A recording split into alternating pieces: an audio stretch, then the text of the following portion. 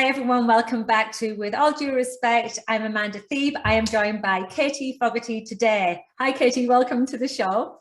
Hi Amanda, I'm really excited to be here. Yeah, and so we've only recently connected, I would say, over the last couple of months, but I love Katie's approach and style, and I really am excited about getting stuck in today. So I'm going to first tell everyone a little bit about you, Katie. So you have a podcast too. So you're the host of A Certain Age, a podcast that shines an age-positive spotlight on midlife women and shares the smarts and sparkle of women ages 50 plus.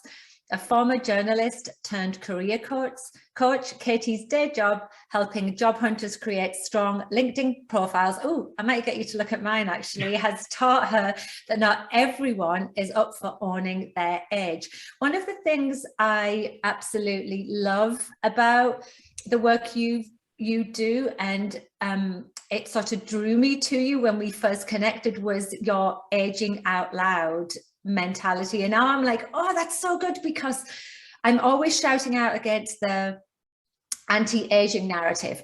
I hate it. And then I'm like, but what's a good alternative? Pro-aging, well, that's still hyper-focused on sort of aging, and I like smart aging. But then when I saw your aging out loud, I was like, somebody has just nailed it there. So, can you tell me a little bit more about that? Like, well, actually, I'd like to combine two questions. So how you sort of went from your career as a journalist to now a career coach, and then adopting this sort of like slogan that I adore, this aging out loud. Okay, yeah, thank you. So I had a 20-year career in communications. I have a master's in broadcast journalism. I used to write the news. In New York, I worked for a local news station. I worked for CNN. And have done different kinds of sort of PR and communications work over the years. And about 8 years ago, I decided to narrow my focus and work on career communications. This was right around the time that LinkedIn was exploding, and that I really, because of my life raising 3 kids, just wanted kind of a narrow focus. And so I started helping busy executives create strong LinkedIn profiles, really using LinkedIn to share their professional story. And this was it's a great job. It's introduced me to millions of different people. I've worked with Dow Jones and Google, American Express, and I've been doing this for about 8 years. And over the 8 years that I've been helping people share their career story, I started hearing again and again that people were afraid about ageism. They wanted to lose the dates of their college graduation off their LinkedIn. They wanted to drop older jobs. Everybody feels they work in the most ageist industry, but across industries, if you work in tech or beauty or fashion, whatever it is, television, people feel their industry is the most ageist. So I was hearing the steady drumbeat of fear about sharing one's age, sharing one's experience, really shining a spotlight on all your experience. And so right around the time of the pandemic, I was really starting to miss hanging out with people in real life, miss being with women. And I decided, like everyone around the globe, we were like hunkered down in our house and lonely. And I launched my podcast to reconnect with women. It was something I could do virtually. And I really wanted to talk to women who were aging out loud. And I'll share a very quick story about the genesis of this. I was writing a couple of articles about careers, reinventing creative careers for people in their, in midlife, people who were over the age of 50. I was writing it for a particular website that focused on 50 plus people. And I reached out to a woman who had 2 books on the New York Times bestseller list. I went to college with her. And I reached out to a really good friend from high school who's got a Michelin bib designation, meaning she's got it's like a Michelin star for lower price point restaurants, incredibly prestigious. And both of these women said, I absolutely love the career content you're creating, but no one can know I'm 50. And I was like, that's it, I'm done. I've been hearing this for years, but these 2 women who are by any mark at the pinnacle of their career, 2 books on the New York Times bestseller list and no one can know she's 50. I should say that she writes young adult novels, and she's like, the young adult world is so ageist. And I thought, this is what I want to talk about. I want to talk to women who are stepping into their age, who are recognizing that this is an incredibly vibrant time of life. And I just really wanted to talk to people, who are willing to age out loud, because if we're not going to do it, the narrative's never going to shift. People are going to be afraid continuously that aging makes you irrelevant. And the women I talk to every single week on my podcast are anything but. So that's the story of how I married sort of my LinkedIn work, my career communications work, and a podcast that really helps people age out loud. And it's really interesting that this isn't just women. I find that absolutely fascinating, that the people that are fearful in their careers, I mean, I get that women unfortunately fall into that category, and I want to dig deeper into that in a minute. I didn't realize that men did too, because as far as I was concerned, like, I always think of like men being revered for getting older and more distinguished in the workplace, and it makes me vomit. It drives me crazy, because I'm like, why is there such a disconnect? But you're actually saying that you've spoke to male professionals too that are like concerned about, what happens when I start getting a bit older for my career. It's interesting. Absolutely. Absolutely. I would say that fears about ageism know no gender. It's really across, it's across genders. My podcast is for women in midlife, but my career communications work, I work with people across ages, across genders, and concerns about ageism, concerns about remaining relevant and marketable, start to occur earliest like 30 and 40. People are concerned about whether or not they, can remain marketable in today's industry. And we do see ageism. When you hear a couple years ago, Mark read from WPP, one of the biggest ad, agency holding companies in the world, basically said, nobody here is over the age of 30, and that's a good thing. And it was like, what? When you consider that women over the age of 55 are some of the most affluent consumers, at least here in the US, it's remarkable that people do not want to staff their companies with people that represent their consumers. So it's really, so I get it, but men are afraid of aging too. I hear this every single week from clients that I work with. And you just touched on a point there, though. That's exactly what I'm seeing. So, women in their 50s probably have more disposable income than ever before. And we're also like open to ideas, right? But everything that's pushed towards us, I see, is typically ageist and sexist as well. And it's got this deeply entrenched like message about thinness and youth, right? That's what I see as a consumer. And I want to talk to you about like how we fight back against that narrative. And I might just add as well that, I'm also now seeing that these ad companies are also now pushing towards the menopause market, and it just drives me crazy. Like, so now we've got menopause specific shampoo, menopause specific face cream, and I don't know what's next, toothpaste. It drives me crazy because it's not really sort of evidence-based. It's just targeted again. And so maybe they're doing that because they're thinking it's a bit more respectful. I doubt it, but also they're just like, these are still the women that want to spend money. So where are they most vulnerable? We now know that menopause is like part of that conversation. So like, what would you love to see, and how do we fight back against this sort of like narrative that's there all the time? Because I'm sort of like tired of it, and I complain about it, but I don't think that's enough. I know these are such great questions. We really do have, so to start off, I'm completely with you. I mean, I feel that we are pushed we live in a youth obsessed world. We lived in a world that's obsessed with thinness and prettiness and a lot of, criteria that are silly. You see this from all these different brands. I myself try to buy brands these days that don't have anti-aging messaging, because I don't want to support brands that make me feel diminished as I age. Aging is one of the most natural things. It's a universal human experience. We all go through it. And I don't want to support brands with my money that make me feel bad about going through this normal universal experience. So having said that, I think there's a little bit of movement towards age diversity and body diversity. We've seen brands like Dove. I don't work in the ad industry, but I am a consumer, and I do love a women's magazine. So we do see that brands like Dove started embracing body diversity. You see brands like the bathing suit line Somersault that has models of all different sizes and shapes and colors on it. I see a beauty brand like Jones Road Beauty, which is a beauty brand that is for all women. It's not for menopausal women. It's for women across the age spectrum. And they feature like very dewy, beautiful 16-year-olds, but also silver-haired women.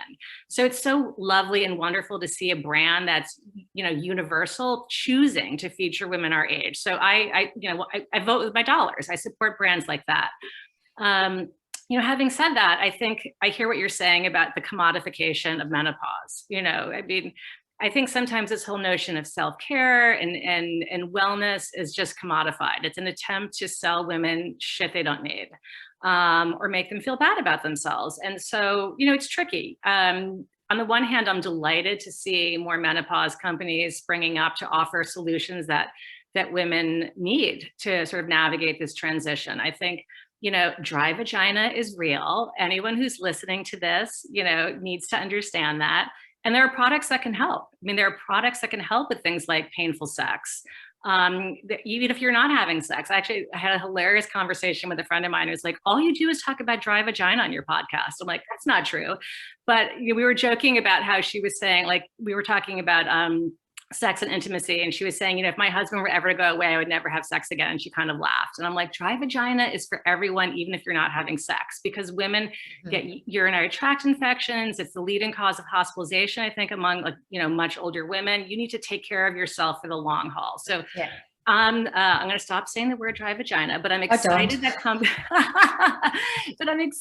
companies are recognizing that every single woman on the planet goes through menopause, and you know, at a variety of ages. Some women go through it younger for you know, hormonal reasons, or they may experiencing early menopause for surgery. This is something that's common. It's going to be in everyone's future, and I'm delighted that there are products that care for us. But I hear what you're saying about you know, perhaps it is just sort of the buzzy. In fact, I had a guest on my podcast the other day. I'm like, is menopause trending? You know, is menopause finally buzzy? Do you know what? That I was reading stats in Forbes that said it's now a $600 billion industry, menopause on itself. And I'm like, that does not surprise me. That does not surprise me, because when you think about, you know, the population of the world, it's more than 50% female, and everyone is going to go through menopause.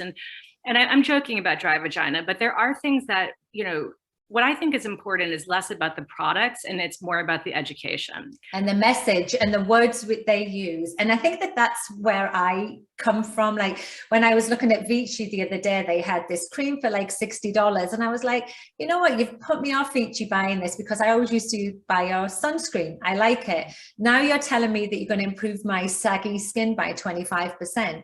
If you hadn't have said that and you hadn't have used the word menopause ruining your skin, I wouldn't be so pissed off with you. But now, like you said, you're going to vote with your dollars. And, you know, can I just add something to your dry vagina topic? Because you can say vagina, please. Vagina, as much as you want on my show.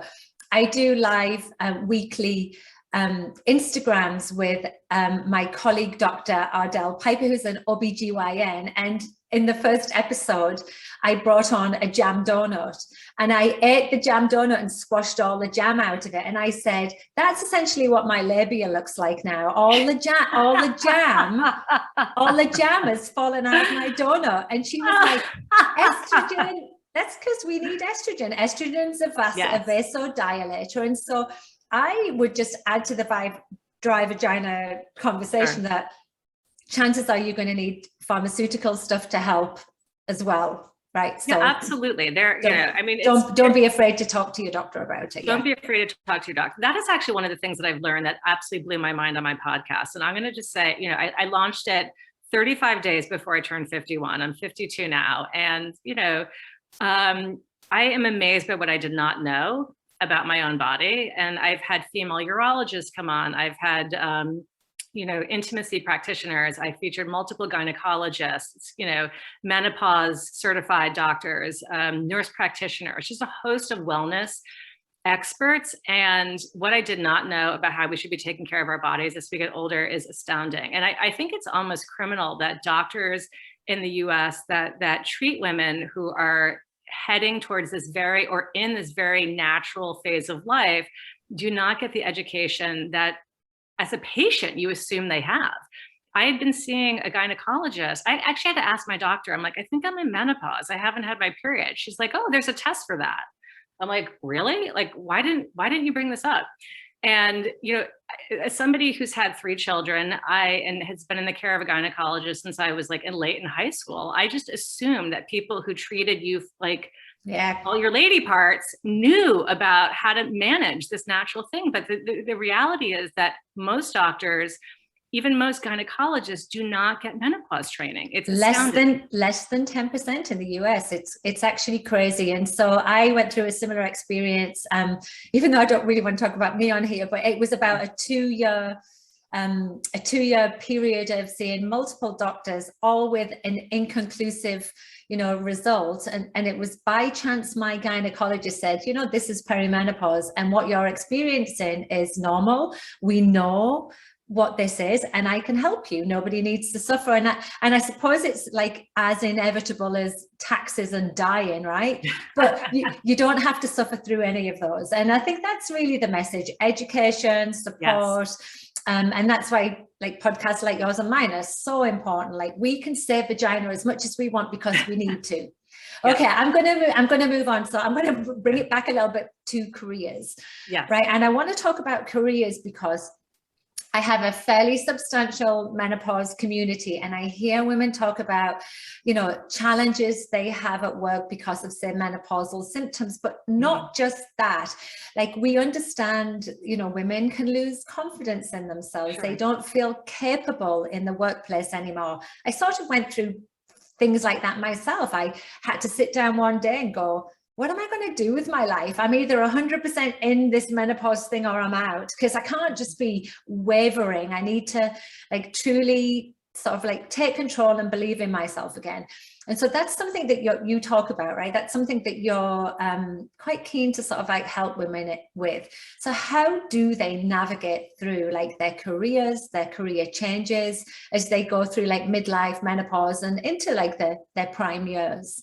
Yeah, absolutely. So I would say a couple different things. I mean, typically I work with a lot of job hunters, and when you're job hunting, there's a loss of confidence. You don't have a job for whatever reason, and people and it can be very bruising. A job hunt is a marathon, not a sprint. It can take a while. And when I'm working with a client that's feeling discouraged, I often recommend that they even share with me what's something that they're really good at. Everyone succeeds somewhere in your life, and so if you're going through a phase at work where you're feeling, maybe not as relevant or not as connected to your colleagues, think about the other areas in your life where you succeed.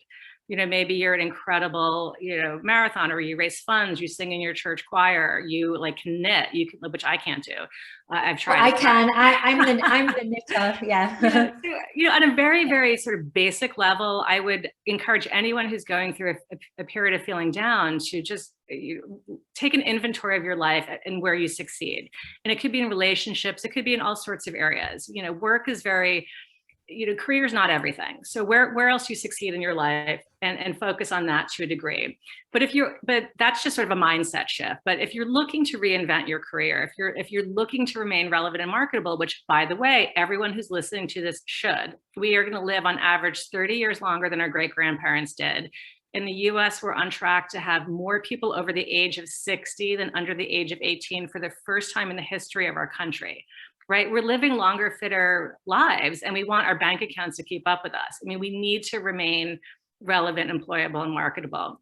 And I would just encourage everyone who's listening to recognize that this is on you, right? Only you can make you can rail against, the patriarchy and systematic, sexism and ageism, because it's all there.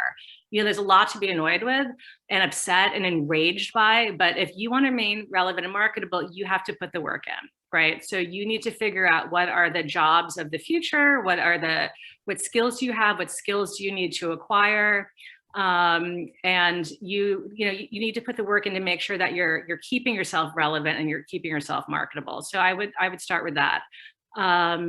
You can do strategic if you're looking like, well, okay, that's well and good, but like, how do I pivot into my next act? You can do some strategic volunteering. You can look to, if you are in, if you're in finance and you want to make a move into the nonprofit world, maybe you could bring your, CPA skills to a nonprofit and get some nonprofit experience. People are always willing to accept volunteers with skills. So you can strategically volunteer in a way that builds an on-ramp to a new opportunity. I would say anyone who's listening to this that's thinking, I still need to work for a few more years, you should be, I don't want to panic you, but you should start to think about what your exit ramp is. What is going to be your next act? Because even though, it is still possible to get hired and remain in sort of a traditional corporate work world, eventually it makes sense to start to build your next opportunity. I have women who've come on my podcast that talk about this a lot. I had a lawyer who reinvented as a novelist. I had a stay-at-home mom who launched an events company after 13 years as a stay-at-home mom. It's now a multi-million-dollar events company. I mean, she inventoried her skill set and realized that during her 13 years as a stay-at-home parent, she had built up an incredible base of knowledge about how to run nonprofits, how to run fundraisers, and she monetized it. So I would say these are just two examples. Somebody who's been home, somebody who had a job and then started, writing for magazines before she published her book, and now, selling like TV rights. So there's always an opportunity to look into the future and say, what do I want to be doing, and start to lay tracks to get there. And I think that's really great advice. And the thing that I want to like just zoom in on is the thing you said about lived experience. I think we disvalue that as women. Like, we're in our 50s, most of us lived a very full life, and that counts for something. And I mean, in other cultures, that's revered, right? And there's no reason why moving forward in our careers, we can't sort of build on that lived experience. And I think that I always was concerned about not being relevant and not being heard. And I've totally breached that now. And I've breached that because I think personally, that was menopause for me. It was such a terrible experience for me in perimenopause, and 3 years post-menopause now has given me way less fucks than I ever had before. I understand what my strengths and values are now. I understand what I can contribute. And I think that also comes with wisdom, right? Absolutely. I mean, I think that I'm a total believer that getting to midlife gives you confidence. Because no one has gotten to this age. No one has made it to 51, 52, 53 without having gone through something hard. So every single person who's listening to this has already made it through something incredibly difficult and challenging. And you need to take that resilience and let it power you into what's next, because you can. You can reinvent. You can, take a long simmering dream and make it a reality. You can build a bridge to what you want in the future. I mean, it's eminently possible. I talk to women every single week who are doing this. I just featured a woman this week who was fired at 50. She, from a job that was her identity, it was incredibly bruising, and she reinvented it as an artist and an author, and she's a motivational speaker. I mean, women do this every single day. And I think sometimes people think, well, that's fine for other people, but I can't do that. And I'm here to say that's not true. Every single person who's listening to this show can realize the dreams that they want.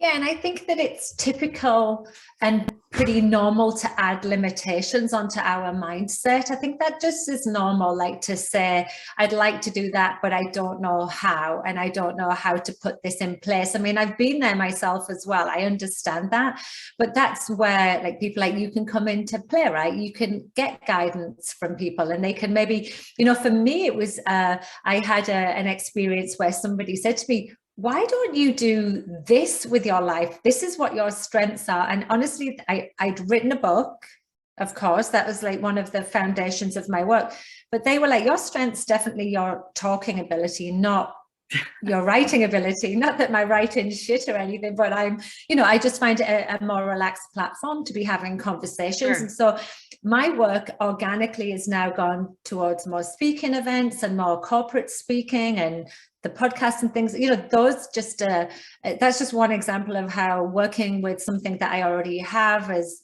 been beneficial, right? And a level of expertise in a particular topic. It can be about anything. And I just think that placing limitations on ourselves is normal, but it's because we can't see everything in front of us. Sometimes somebody else has to see that for us. Absolutely. I mean, I love what you said too about just you can't see everything in front of you. Like you can't see the stair at the top of the staircase when you're putting your foot on it. So at the very you know bottom. why you can't? Because all the laundry's still on the stairs because your damn lazy kids didn't pick it up. And anyway, it sounds like my staircase. My staircase is like, it's very hopeful. It's full of things that I hope other people are carrying to the top and they don't.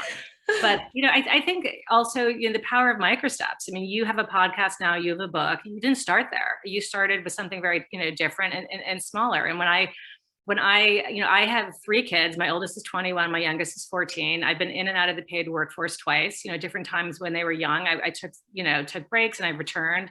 Reentering the workforce is not hard. Reinventing yourself, if you've had a 30-year career in something, is not easy.